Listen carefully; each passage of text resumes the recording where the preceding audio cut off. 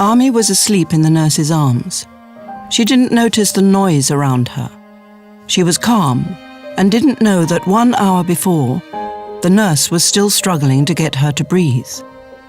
Ami was asleep.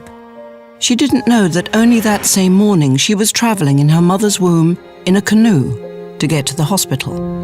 Ami didn't know that her mother was only 18 years old and exhausted from giving birth to Ami's twin brother in a village 24 hours earlier.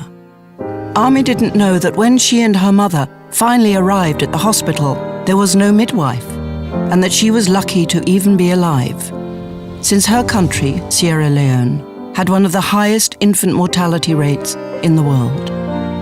Ami was asleep. She didn't know that behind a door, the only doctor at that hospital was giving her mother a blood transfusion. She didn't know that her mum had lost too much blood to survive.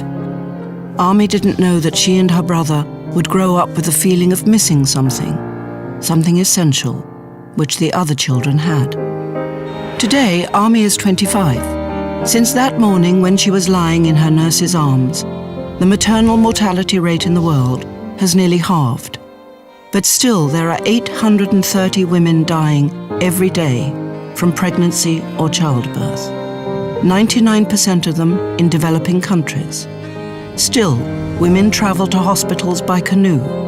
Still, there is a lack of doctors and midwives.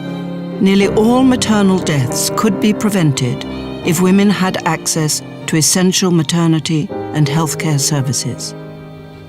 Ami has just given birth to a girl. Both she and her daughter are alive. Ami knows they're lucky. Did you know?